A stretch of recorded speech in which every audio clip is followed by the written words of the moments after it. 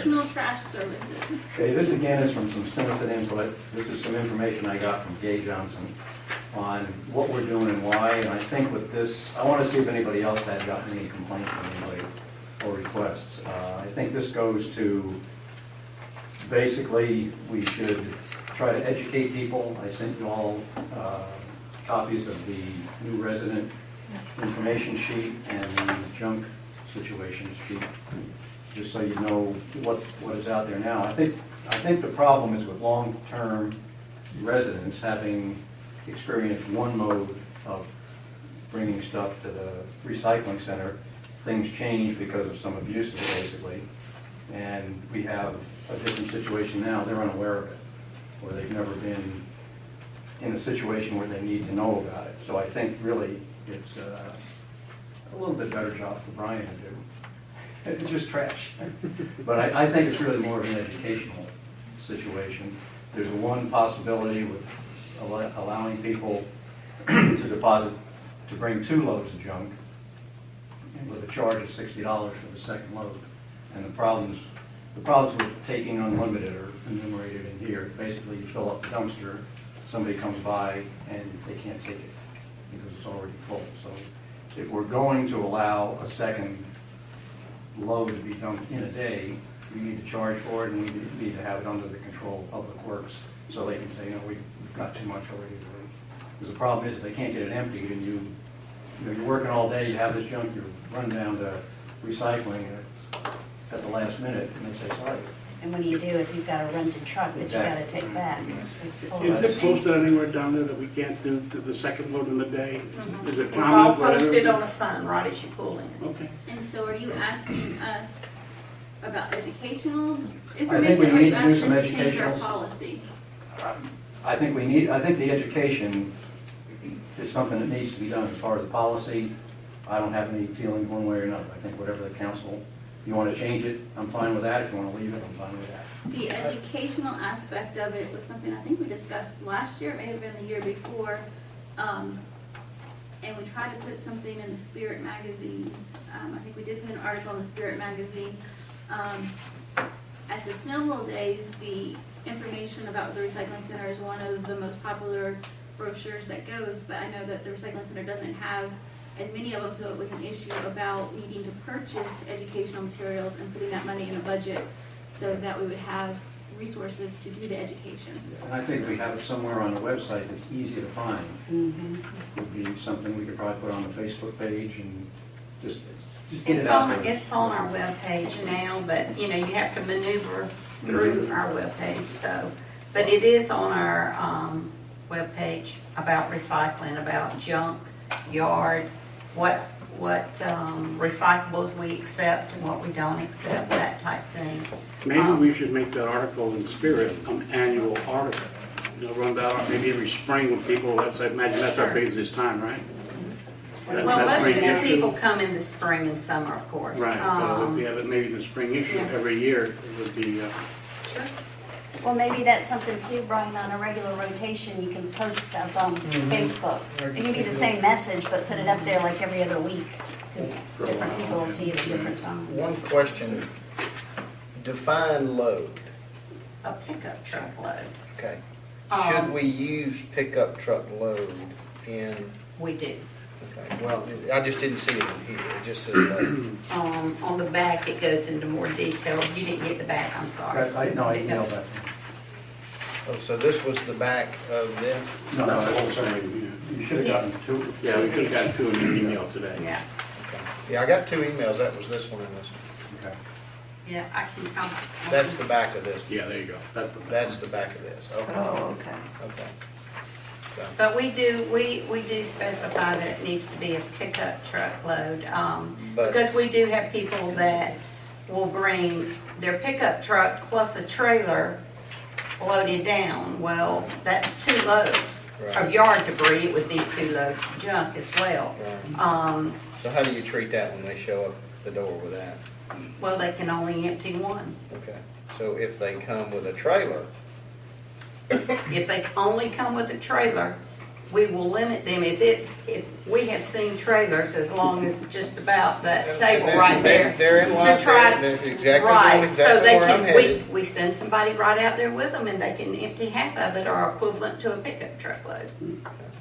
Because the thing of it is, to be fair to everybody, you've got to save room in that container so that the person that comes at the very end of the day just has the same opportunity as somebody that Well, can. we define pickup, and we don't make any distinction between a 5 foot, 8 foot, 5 foot, 8 inch bed, 6.5 foot bed, 8 foot bed. We haven't made any distinction there. Why can't we make a distinction in the trailer? Trailer, a cumulative, you know, if I bring my 5 by 10, Well, it depends on how much they mount it. You should see. I understand, I get it, I get it, but I'm trying to, Well, I think you just have to I use think comm sense some of and. it you can't and write this rules one. for Yeah. Right. And So our I'm just- recycling center does an excellent job. I mean, they've been doing this for a long time. They do an excellent job of enforcing it and, I mean, I don't think they have a problem with our actual rules and regulations. I think it is an educational problem. But I think if we're serious about it, I mean, maybe the Facebook thing will help, but if we're serious about it, we need to put some money aside and engage budget for some type of print advertising. That's not an expensive item. it's very inexpensive, and if you give it to everybody that comes through, I mean, I mean, We know how much, I mean, maybe you can get, you know, you got. Well, once the people come through that first time, they know it. That's right. And that's it's right. also posted on that board. Right. Of course, some people, you know, if you're busy and been working in the yard, you're not gonna read them. but you can do a two-sided push card, 5,000, 10,000 of them $500. for less than $300 if you're not doing, That's you right. Do it out know. of recycled paper, too. That's So I'm right. just saying, You would have to there's a do lot of recycled options for paper. getting something in print that's very economical that you don't mind handing out. It may be- Well, now, we do hand out the little form that you see here, Yeah. so they get this. But And it maybe- does have but- that information But maybe on it. take those three pieces of paper. Do and it make- something a little easier to create It'd be read. nice bullet to have a points. little Snellville magnet, you Just know a how you little- can do a magnet and then the paper something run off of it, we you can know. do a magnet and they may rip it off and just Hard keep to the get them to magnet read with the recycling paragraph, center much phone less number on it. 3 pages. And you know the things that are important. Pull those out, make them bullet points, and you can do. I can push understand cards the or- frustration that, you know, you've been working in the yard all day, you got that truck loaded up and tired, want to dump this at Put a home. road burn. I'll just go to your house, go to the backyard. No problem. All right, then last we have the Tiger Grant. I know you received an email from Butch. There's some conflicting information, and so I just want to make sure we put everything out there. As you all know, last year we were unable to actually go forward with the Tiger Grant because of some other competing projects in the state of Georgia. After the Tiger Grant deadline passed in June of 2013, I had asked that a committee be put together so we could start working on this year's application. Everybody's familiar with the Tiger Grant, everybody remembers the Tiger Grant. Apparently that committee was never formed, although I thought that that had been done, it never was done at the city level. The Tiger Grant came out for bid a couple weeks ago. The application is due April 28th. When I saw that it came out, I started making some phone calls. Obviously, this being an election year, we had several elected officials that were willing to get behind an application in this area to support it, to bring federal funds to complete the CFI. As you all know, that the CFI alone doesn't qualify for the Tiger Grant because it's only $8 million. The minimum for the Tiger Grant, I think at one time we have been told $12 million, it's actually $10 million. Not that that matters a whole heck of a lot, but the information that Butch emailed to us was that the CID was pushing this and we'd have the same relationship where we could split the cost with the CID. That's not accurate. The CID is not involved this year. They're not willing to split any of the costs with us. So in looking at that, I reached out to the Georgia Department of Transportation because the issue still was, are we competing with the other state project? And would the DOT be willing to submit an application this year? They are not willing to submit an application because of that other state competing project that's still out there. if you go back and look at the Tiger Grant and the people that received the Tiger Grant, the cities that received the Tiger Grant award last year, City of Atlanta was one of them. They submitted an application without the DOT. They did it on their own behalf. There's several cities, Foley, I think it's North Carolina, Olean, New York, that had projects very similar to what we're trying to do here in Snellville that won the Tiger Grant themselves as a city. So I've spoken with Brian Allen and Scott Shelton. One of the problems, the reason I had asked the committee to get started back in June was because one of the problems is we didn't have the environmentals done for the extra projects, for the pedestrian bridges and things like that. And so because that committee never took off in June, the environmentals still haven't been done. So even if the state were going forward, we still couldn't meet the April 28th deadline this year because the environmentals haven't been done. Which is, in my opinion, is very frustrating. I think that we all supported the Tiger Grant last time it came around, and I don't know why it wasn't moved forward this year to be ready. But what could be added would be the pedestrian bridges and also the intersection at Civic Drive, Dr. Shaven, is that right, Civic Drive? Where's Dr. Shaven's office? Pate Road. Pate Road, but I think it would come out there by the Methodist Church. The DOT's not willing to pay for that with the CFI improvements. So if we want that red light to happen, which would help the Pavino Shopping Center and Dr. Shaven and those businesses down there, we'd have to come up with funding ourselves. So those are all things, sidewalks down 78, the 2 pedestrian bridges, the arm masses, are all things that could get funded through this Tiger Grant. So what I've talked to Brian Allen and Scott Shelton about is what we would need to do as a city, and potentially the owners of those businesses would get involved as well and may contribute something monetary, but what we would have to do as a city, that next time this comes around, because it comes up every year, we could have an application without having to be dependent on the state. If the state wants to join it, fine. If that other project is funded, if not, we still have to find a way to fund these other aspects of the CFI intersection. To get the environmentals and the application done, it's going to cost about $10,000 to $15,000. So that's something, if we're interested in, it takes several months to get those environmentals done. So if we're interested, that's something we need to start considering now. And we need to put it in our budget in June so that we can go ahead and contract. And it doesn't have to be Brian Allen's firm, Gresham Smith, but if we are going to contract, they've already completed the one part of the grant that involves the CFI, so it makes sense that we would continue to use them and could just add these other projects to it. We can then decide at the time, if we add these other projects, we can either submit it as a whole application in conjunction with the DOT, or we can submit it ourselves, so it's just a city application. So are you saying all those projects, if we submitted it ourselves, would have to total $8 million? $10 million, yes. Hopefully, though, everybody knows what the other project is that's in competition, right? The statewide project down in Savannah. The port? And so hopefully that funding issue will be resolved before the next go around of the Tiger Grant. There can only be so much federal money that goes from the grant. I think it's like $118 million, and they don't want anything in competition with the port.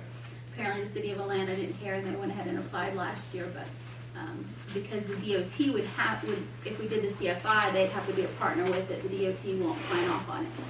But hopefully if we go ahead and get the other, but see, the CFI by itself doesn't qualify, so regardless, we need the environmentals done. So when you're saying the environmentals, you're not talking about environmentals for the CFI, you're talking about environmentals for any other projects that we would want to put together for our own grant. And the benefit to the grant is, first of all, it adds the projects that we want to do in conjunction with the CFI. It gets us funding for that. But the second thing is it also would get us funding for the CFI immediately. And so, I think right-of-way acquisitions in 2015 for the CFI, but funding for construction's not until 2017. So that would get the funding now, which would move the project up on the DOT's list, completion sooner. It also would free up money from the DOT because it's an 80-20 match for the DOT. And so they would only pay 20% of that construction and would free up money to do other things, hopefully in the area. So if we came up with $10 million worth of projects, pedestrian bridges, maybe the underpass, the other road at the dermatologist, all of that, and we came up with a list of $10 million, and we submit that as our own grant, How much money would we get back as a grant? Would we get $10 million? It would be an 80-20 match, but we've talked about doing it in partnership with Gwinnett County and the CID and the city, and possibly the Georgia DOT. But you already said the So DOT there- and the Georgia- CID won't do it. Well, the CID does not want to be the one leading the charge. So if we come out as a council and say we wholeheartedly support this and we're gonna get it done, then they're willing to listen to us and possibly contribute financially, but they don't want to be the ones moving the project forward. So if we come up with $10 million, we'll have to put in $2 million, and the feds will give us $8 million? Yes. And the criteria they look at is things that create different modes of transportation. They like sidewalks, they like things that connect different regions. So the CFI is high on the criteria list because it connects, it's a major thoroughfare connecting Loganville, Monroe, and that area down to the city of Atlanta. Adding sidewalks is a different mode of transportation. I know council's not a big fan, but the criteria is a big fan of bike lanes, so if we add bike lanes somewhere in the project. Pedestrian bridges would be another thing that would score high on the criteria.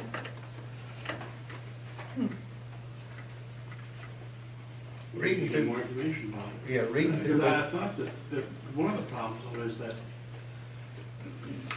because the feds know the state's already got that funded that hurts you because everybody let them pay for it. Everybody wants the other guy to pay for it. And if they know that, because we don't benefit at all, it's still gonna cost us the $2 million, right? Well, If the DOT joins in, then the DOT would pay the $2 million and there'd be no cost to the city. If the state DOT So joins reduce, in. if they do, but if they don't, we If they go out don't as a join city. in, then the $2 million would either be, it would depend on what we agree with the county and the CID and the city. But if we go in by ourselves as a city, The maximum exposure would be the cost of the grant and then the $2 million. $2 million is the same as we have right now at the state. Right. and what's the cost of the grant? The 10 to 15,000 is what Gresham Smith is saying it's gonna cost to get the environmentals and the grant writing done. Okay, that's for everything. to be able to submit the grant.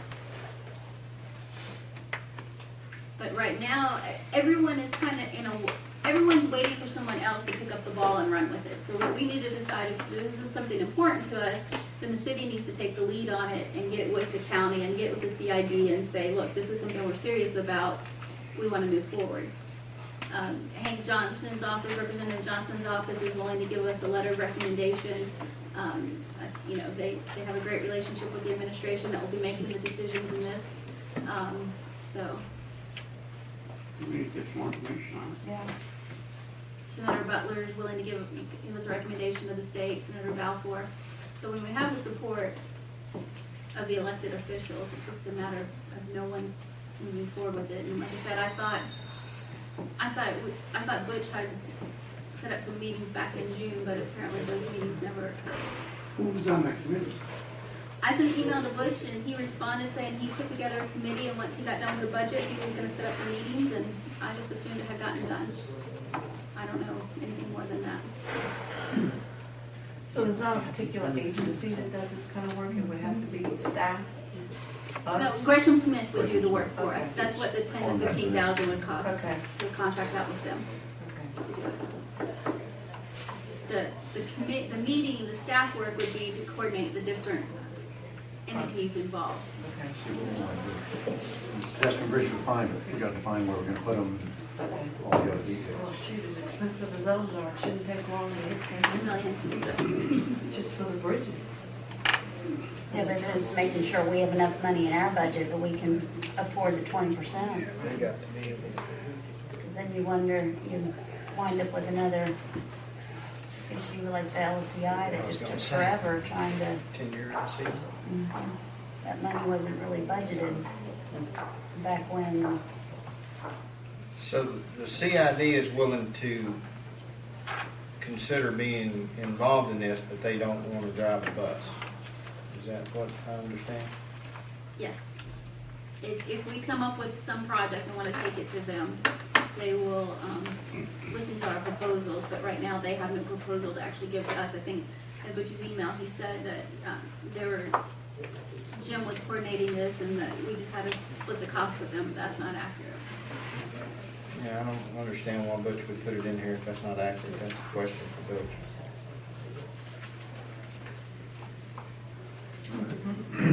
Well, I think we should investigate further.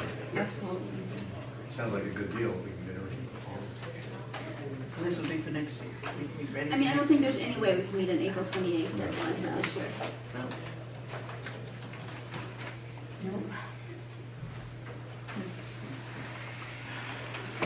And that would only be as long as the port financing was resolved in this year.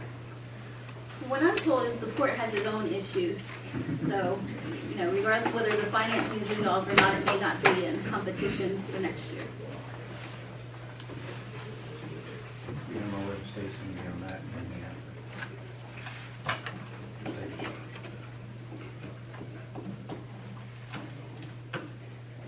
And we'll be in recess until 7:30.